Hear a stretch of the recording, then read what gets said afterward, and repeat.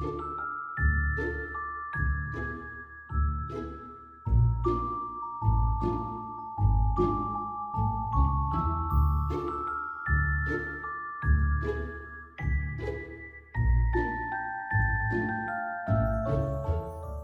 everybody, welcome to the Witching Hour. Yes, the veil is thin, and we have a lot of magic for you today. We have a very special and a slightly different guest, and I'm so excited to bring him on. He is a career Navy leader. He is a paranormal investigator since 2008. He literally is a community pillar in his community, and best of all, he is my dear friend. Welcome, Eric Wenzel. Welcome, Eric. Thank you so much for coming on. Well, Patty, thank you so much for having me. I've been looking forward to this, since you announced it and you asked me to do it. I've been really been waiting on this. So thank Okay, you. me too. So I just let's just start out with this. Again, you are career Navy, you still work with the Navy now. This is what you are. How did a decorated naval chief shift into ghost hunting? How did that happen? Oh, it actually goes along because I'd been to so many bases in so many places in the military. People would always tell me, oh, this place is haunted and stuff would happen. And I would stand watches at these places and people would tell me paranormal activity that would happen. And I didn't realize I had started ghost hunting before it became mainstream. Because I remember standing watch at this one place, we had to sleep there, and everybody told me it was haunted. And they said, yeah, stuff like the typewriter. Somebody will be typing at night. And I said, well, has anybody ever thought about putting a piece of paper in the typewriter and seeing what kind of message we're trying to get? And everybody looked at me like, what? And so I said, okay, that's what we're going to do. I'm going to put a typewriter in here next time I stand watch. And if this thing has a message, I'm going to know what it is and I know where to start. And that's how I did it. So I've been doing it since like the 80s and didn't even know it. That's amazing. That is good. So, you've had lots of military roles. I tried to do my research, your master at arms, your instructor, all these program advisors and stuff. Does that world help you, the structure of it in that? Well, I know that's kind of important in paranormal stuff is like situational awareness, Mhm. evidence integrity, reading people and environments, even crisis management. How did this world turn into that world for you? For me, it plays a large role just because of the fact it's about logic. And when we do an investigation, just because something moved doesn't mean the place is haunted. And that's my rationale is I try to go into places and look for alternate explanations or more plausible, such as people have knockings. Well, we come out and find out it's a plumbing problem. We had one lady who had scratching in the walls of her house. Went outside one night to investigate when the scratching was. Turned out to be there was a nest of birds in the overhead. The birds were moving around, causing the scratching noise. So not everybody is haunted, and that's what I'm always trying to do is find a better explanation. And all this military experience gives me that basis to do it. That's amazing. You do want to kind of debunk, as they say, to figure out what's what. You can't go everything is a ghost because it just isn't. But that's amazing. So now that you've had this 20 plus years, ghost hunting has changed. We've both been doing it quite a while. Me officially longer. I haven't officially done it as long as you, but Mhm. talking to spirits and things. What do you think the biggest shifts are in paranormal investigation? Do you think it's the equipment or how we look at it? Or is it What I think is a combination of both. Technology certainly has changed because again, when I first got into this, we were using typewriters. That was it. We were using the old recorders. There were just things that we never heard of and that we were using. Like I said, tape recorders. I mean, things that I would tell you today, you wouldn't even know what they are. I started with pen and paper, that kind of stuff. Now I have all this equipment like computers and meters and word generators and things that I would have never thought about years ago. And the other thing that's changed too is because of the amount of reality shows, yeah, ghost hunters, ghost adventures. There's about a zillion reality shows out there. So it's become a lot more mainstream. And when it became mainstream, it became more accepted. And that was another reason why I was able to do it in the military, because when I first started it, people thought you were crazy. And, here I am holding a security clearance. I didn't tell anybody I'm a paranormal investigator. Just because I held a security clearance, I'm like, yeah, that clearance is coming due here real soon. Anybody say this dude's whacked out of his mind. But thanks to people like Zach Bagans and Jason Hawes, and I told this to Jason when I saw him a few years ago when I met you in Vegas. And I told him, thank you for doing the show because you brought it into the norm. No, I could tell people I did it and they didn't think I was a complete loony. Yeah. Yeah, that's what I'm changing. The culture has shifted quite a bit. The technology has shifted and the acceptance is now there. Yeah. And that is a huge difference from everything. Have you noticed again, because you're pretty active at this. You do a lot, you travel, you do all sorts of really interesting places. So I'm trying to avoid weird light here, but it is what it is. So I Have got you it too. noticed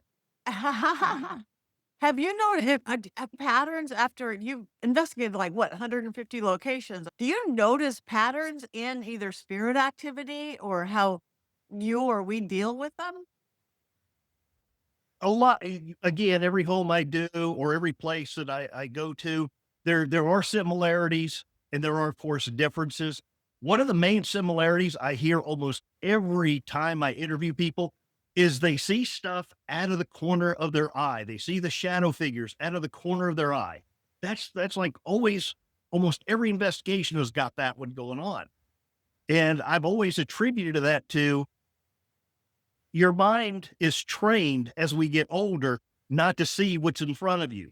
Your parents tell you, oh, that doesn't exist. That doesn't tell you.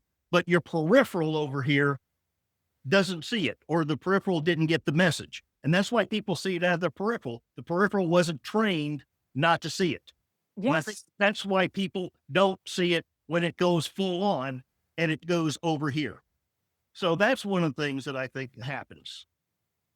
I think you're right because I teach that in my mediumship courses or when you're going on an investigation or even with a seance with people. Check your peripheral vision. That's where it's going to show up. I love your explanation for it. Um, So, okay.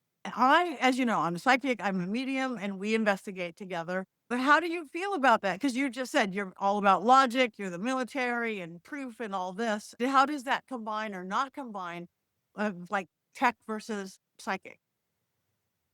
Even though I cannot prove what you see or feel, that doesn't mean it's not happening. So your experiences are yours. So what I can do is I try to draw off of your experience. And, I also work with another psychic medium, Dave Campbell, where I work with both of you quite frequently. And he is very, very gifted too.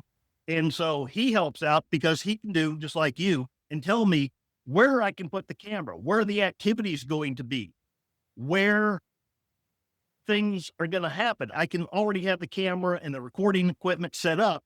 And then after I do the investigation, I can validate what you said or what he said. So there's the validation portion. You walk into a place, you don't know anything about it. You get your impressions. You say what they are on camera. And now I do the investigation. Let's say you came up with the name John. Well, I get a EVP that says, my name is John. Well, guess what? We just validated your experience. I think on multiple occasions, I'll text you or I'll send you a little clip or something and say, hey, remember when you said this? And this is what came out of the evidence. And then I'll show you what the validation was. So I try to validate whenever you give me something and I got the evidence then to back up what you said prior to going in or prior to us starting the investigation. Right. And that helps me too. Again, having the equipment, having the validation, because, like with an SLS camera or something, it's like I can tell you the spirits, you know, doing high kicks in the corner. You believe me or don't believe me, but all of a sudden you have an equipment that's showing an SLS camera with a guy doing high kicks in the corner. It's good for me too to going, okay, I'm not making it up. Yeah, see, I know psychics have feelings too and need validation every now and then. Yeah, that's good. So, all right. Speaking of that, you've done like 150 locations. One that we've actually done together, which has been so controversial and stuff, is kind of in limbo right now. We did the Conjuring House together. We went in the midst of the chaos. Yes. Oh, Famous and infamous Conjuring House. And if you want to continue the story, remember, we Yes. ended up being the last group to go through before they shut it down. Yeah, we were the very last. So what did you think of the Conjuring House? I was kind of hoping for a little more activity. I was, I mean, where were the Conjuring House where people get thrown around and slapped in the face and all this other stuff, and like I don't think anybody got touched or anything. It was really quiet that night. It was Uh, quiet. Though we did try to we slept, right? I slept for at least a little while. I I slept so did. soundly in there, nothing bothered me. None of our investigators were bothered that night. Uh, the seance went well because you got to talk to Ed Warren. That's right. See, I never remember these things since I haven't seen any film on it because I'm always in a trance, even though it doesn't look like I'm in a trance. When I watch something after, even on TV, Ghost Adventures or My Overnight Guide, it's like I'm watching it for the first time completely. It's like I don't remember any of this. I forgot about the Ed Warren. That's right. You contacted Ed Warren. I don't know why he showed up, but he happened to show up there. Because of all the crazy stuff going on, and yeah, who knows? You know, his he's not responsible for that house, but he's Mhm. a big part of that house, He's part of the the legacy. legacy of that house. And then Um, we saw where Sam and Colby had been there. yeah, I just worked with them, I must say. I we're doing a little release watch party next week, and that came out. The spookiest part to me really was the forest. That I felt the energy, the spirits when we were just going out into the woods. That seemed to get the most reaction on my spirit box. I don't remember anything on the SLS camera, but that did. The outside of the house seemed that night more active than the inside of the house. Yeah. So, also another place you've done that I actually have done too. You've done the USS Hornet. So tell me about that. Now that's going into military.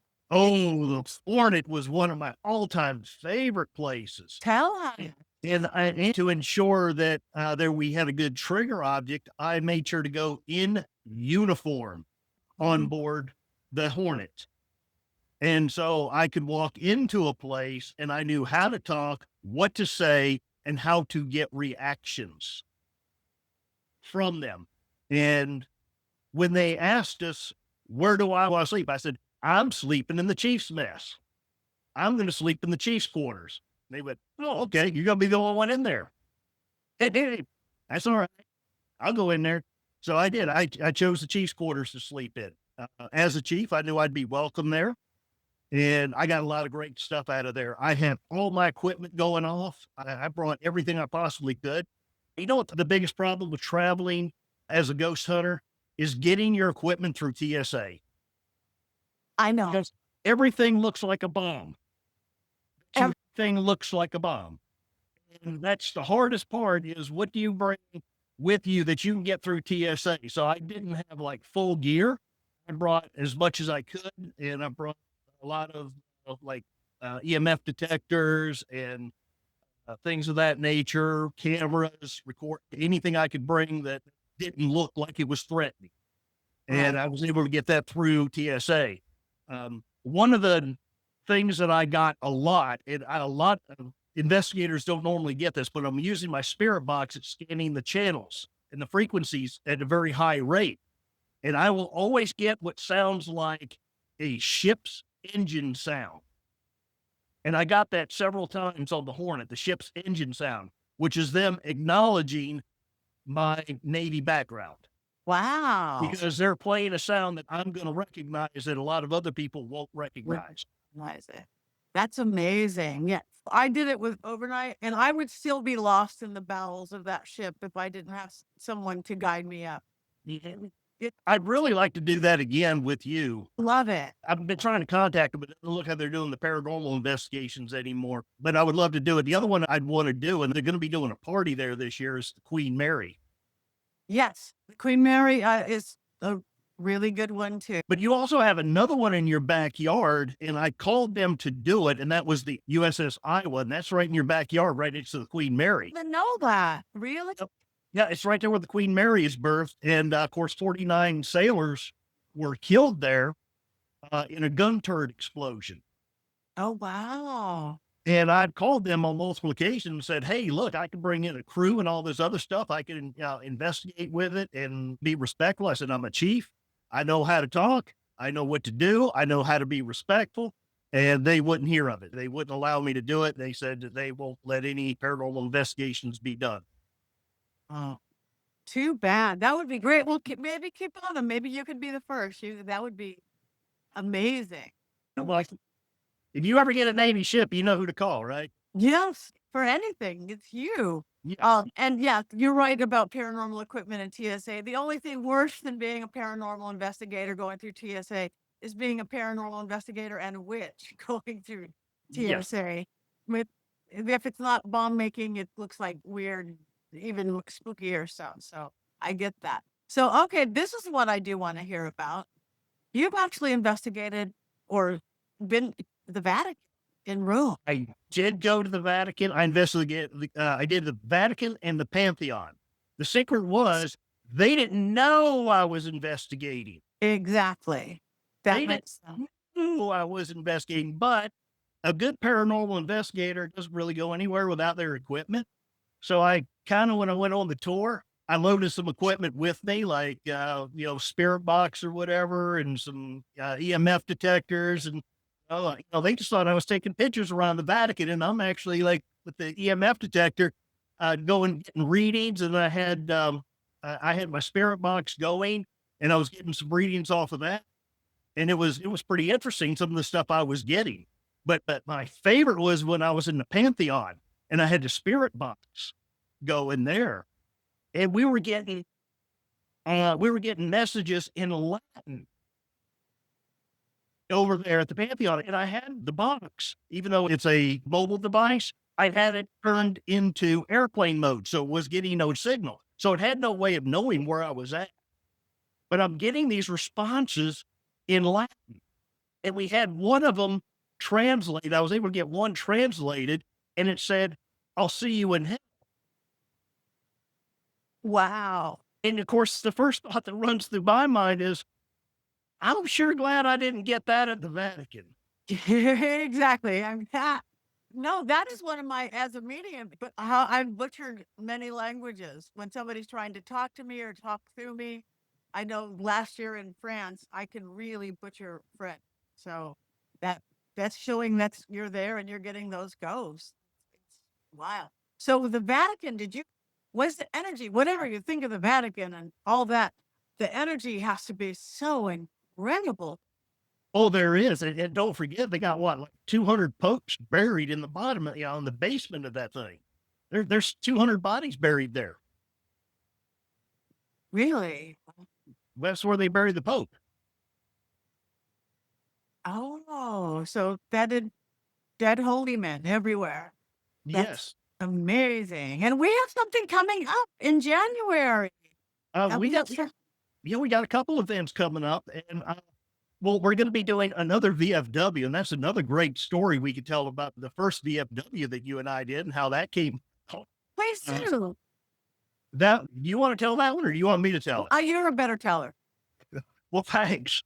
Uh, yeah, because it's when I picked you up from the airport, and then we had dinner, and you got to try your first. Remember what you ate that night? The first time you ever ate it in your life. Oh yeah, scroll. You cannot get that anywhere else except for that area of the Northeast. It's like it is unavailable anywhere else. But you had scrod that night, and then when we got back in the car, I said, "Let's go to a VFW," and I punched in on the GPS the nearest VFW, and it took us to that VFW post. And then we kind of went into the basement of the place, and that's where the bar was. And lo and behold, the bartendress there was a paranormal investigator with Rhode Island Paranormal. So we started asking her questions about the activity. And of course, she being an investigator knew who you were immediately. She was very forthcoming with information. And the next thing you know, we did an impromptu on the spot with about 20 seconds notice investigation because you just happened to have some stuff in your car that you had brought with you. And so we ran out of the car and opened up your luggage, brought all the stuff out, and then we started the investigation. And we were getting some really good stuff there just from being on the spot. Yeah. And then they invited us back for the night after we did Conjuring House. And then we did a full blown investigation where you did the seance and all the other stuff. And I was able to get all my equipment set out and we were able to validate stuff. As you saw spirits coming in, the lights would go off on the EMF detectors. Cause remember I had it, the 36 Oh, footer wrapped around the circle. yeah. So it would go off as things would come in and out. And then I also had a couple other things set up, the K2 meter and everything. And then we had that one place, the kitchen area, that was so overwhelming. One of our investigators got sick, and remember, she had to leave Yes, that's right. because it basically spiritually attacked her. And she'd been investigating for like 30 years. And it just went straight for her. And I remember you saying it felt like she was invading the space and she didn't belong there. Right. And so I do remember that. And so we were able to get that. I have all those tapes still of everything we did that night. So there's still a lot to go through there. Yes, But I would love it. Again, then I will remember it for the first time all over yeah, again.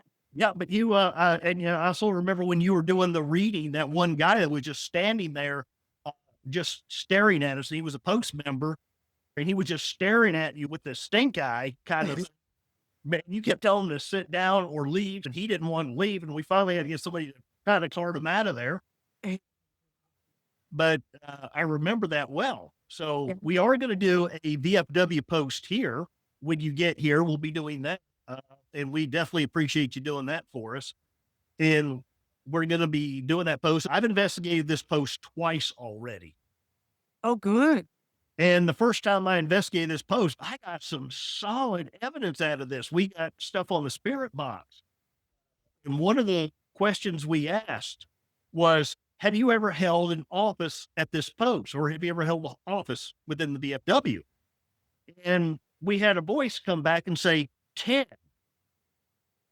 And, like what sense of that made? But then we played it back for some people and they recognized the voice of that individual. And it was a past post commander who died like in 2020. And everybody said that's his voice. Well, we came to find out the word 10 had significant meaning because when we added up the number of offices he held at the post level and at the VFW district level and the VFW appended order, guess what the number came out to be? 10. Spirits are amazing. It never ceases to amaze me either. When stuff like that comes together, no matter how many times, no matter how long, it's always magic. Right. And then we got another one too, where we had a camera trained down the hallway. I was going to say passageway. That would have been a Navy term, and I would have to change that. But I had it trained down the hallway and a shadow figure appeared and it looked like it went into a restroom. And I did another side by side comparison of where a human body would have to be in order to cast a shadow in that particular place and at that particular height.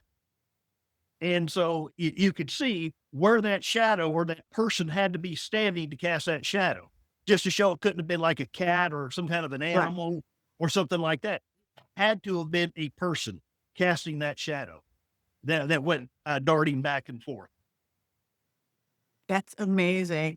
So do you again, you do a lot of military and VFW calls. Do you notice a difference in the spirits that hang out in this place versus if you're going to somebody's home or, uh, I mean, is there a difference in the say military and ex-military ghosts? Is Oh, there very much so. It's more about discipline and structure, that sort of thing. And a lot of times the military are only going to respond to military.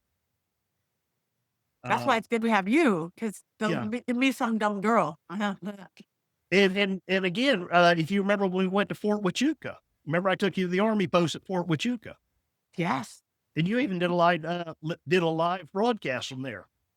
You did a live broadcast from there while we were there, and you remember I took you into that museum. Well, Fort Huachuca has been around since 1877, and they have a lot of paranormal activity because they used to hang people there.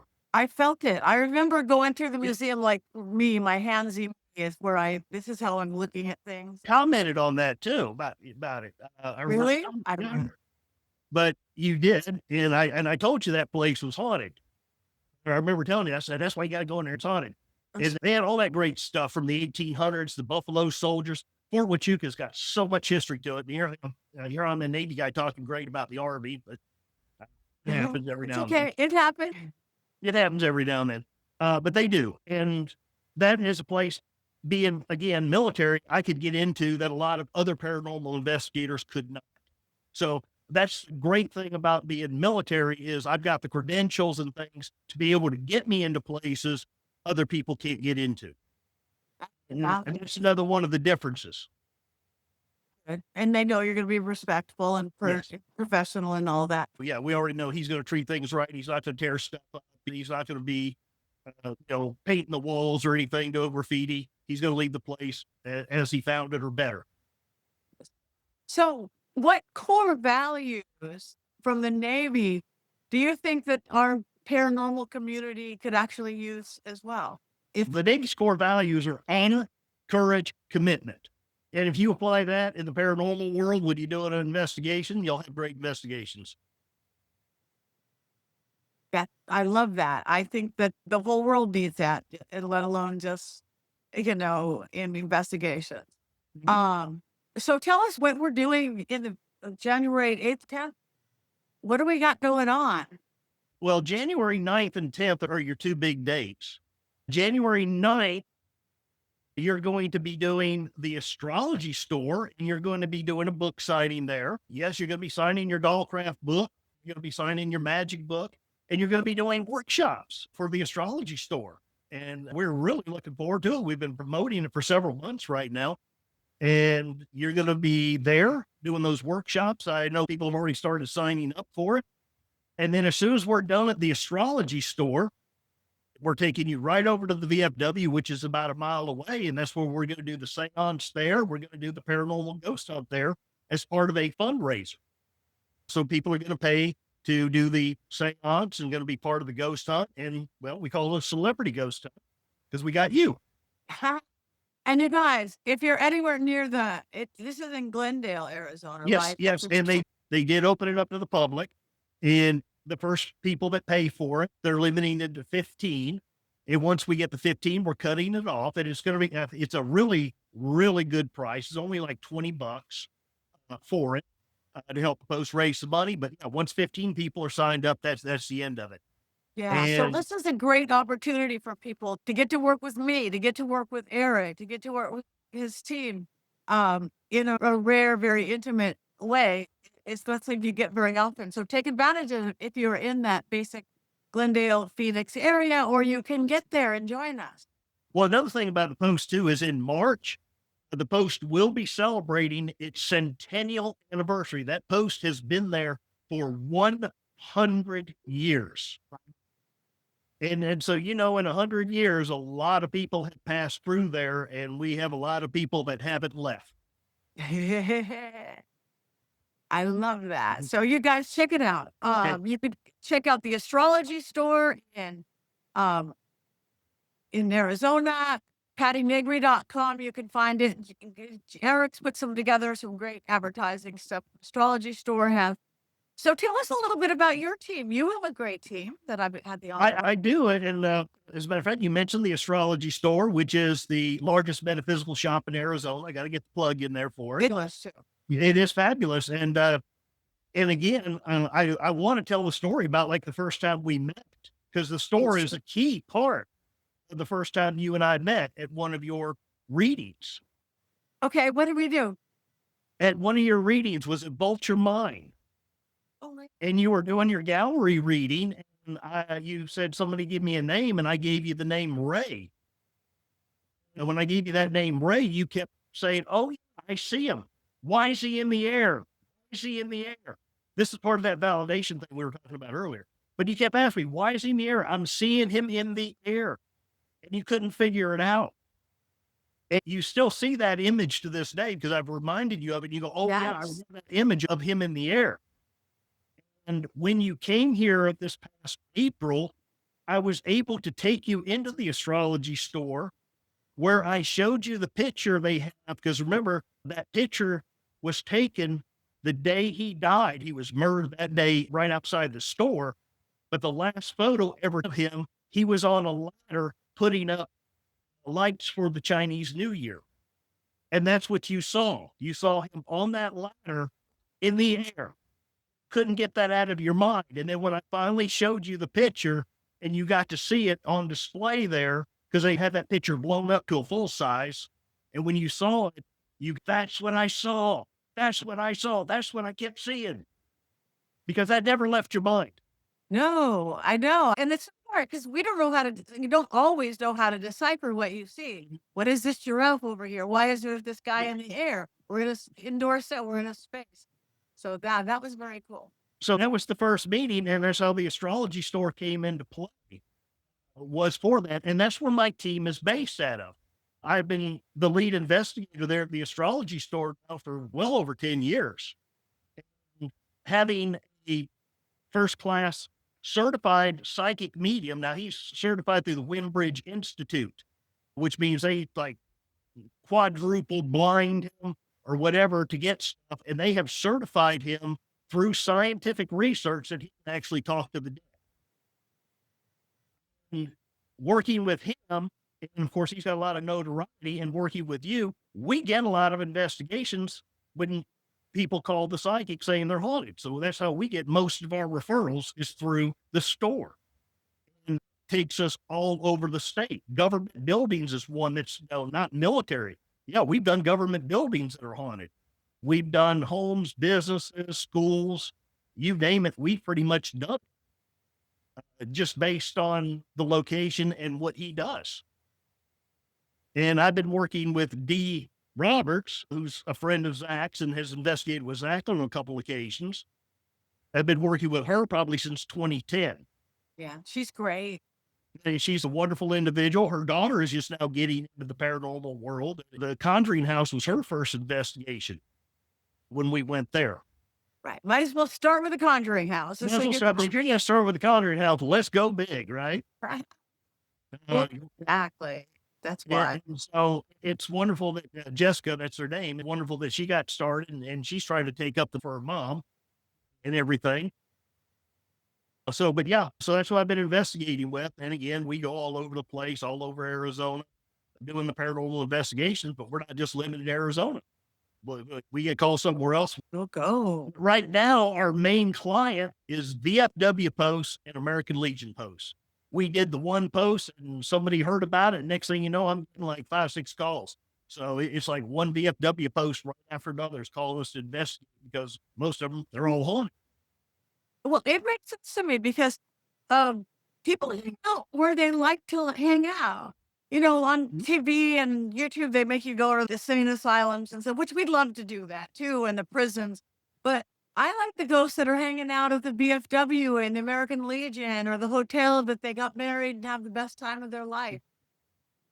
Yeah, and you're right. It's about connection. It's all about connect, and most of them are connected. Like almost everybody at the post that we got to contact us was a past commander, which means they had love, they had passion for the post, they wanted to succeed, they wanted to thrive, and they want to probably try to influence the new leadership that's in there because it changes out every year. And that's just the way it works out is they change it out every year and they want that leadership to thrive. Yeah, I think that is beautiful. Well, anyway, I'm watching clock. I have so many questions, but people just going to have to come see us because they can talk to us. We're going to be there for a couple of days at the astrology store and at our events. So how can people like find about you if they're interested in you and your team coming out? How can people find the best way to find you and what you do? I'm everything I do, all the information. I'm at theastrologystore.com. Look under paranormal investigations. You'll see myself and Dave there as investigators. Dee's not in there yet. Dave will get her in there eventually, but she'll be there. And that's how we get started. And then people contact the store, tell us the story, and then we go out and kind of do an interview and see if you're haunted or not. We still haven't got to day 2 yet, though, Patty. Oh, what's day 2? Day 2, you're going to be back at the astrology store on Saturday the 10th. Again, you're going to be there, I believe, from I can't remember the times, but I think you're done by about 4:30 in the afternoon, or as we say in the military, 16:30. You're going to be done around 16:30, and then you're going to be whisked off to the Superstition Mountains to the old abandoned church out there where you're going to be doing another seance with uh, with Vinny. Yes, Vinny D'Amico. Real And good. who's Vinny for anybody? Vinny is great, by the way, but who's Vinny? Vinny runs AZ Paranormal Tours. Or AZ, I work with him all the time. It's just I never look at the title. I just see Vinny and I just respond. But he sets us up with a haunted location to investigate in Arizona. You contact Vinny. He's got all the places lined up. He's got all the equipment. If you don't have anything, he's wonderful. You've worked with him in the past too. Yes, I have. He is great. So do you know how people can find that? I should have that information and I should Y put it on. yeah, you should. I wish I knew it off the top of my head because, like I I said, if I need it, I got emails and stuff. I got it, or I got them on text, and I'll just like text them real quick, or I'll email them. So I don't have it off the top of my head. We will make sure to put it out there, for everybody, because come join us. This is a great opportunity again. If you're anywhere near or can get to the general Phoenix area, we're going to have a really good weekend. Very spooky, wonderful, warm, magical. You're going to fall in love with Eric as much as I have. His whole team is great. So any last words for anybody as we're ending out this year? We're starting the new year. My first ghost hunt and paranormal investigation and workshops of the year. Any thoughts for the coming year for everybody? I just hope it's a great year for everyone. I really do. A lot of uncertainty out there, what's going to happen, but I just hope everybody has a great year. And I just want to keep investigating for as long as I possibly can, as long as my health holds up. I just want to keep doing this because I just love it. Me too. And we'll keep doing it together, you guys. So check him out, Eric Wenzel, theastrologystore.com, and come join us January 9th and 10th, right? That's the date. January 9th and 10th. This could go on for days, but we can't. So I want to thank you so much, Eric, for bringing your magic to the witching hour. You're the best. Thank you, Patty.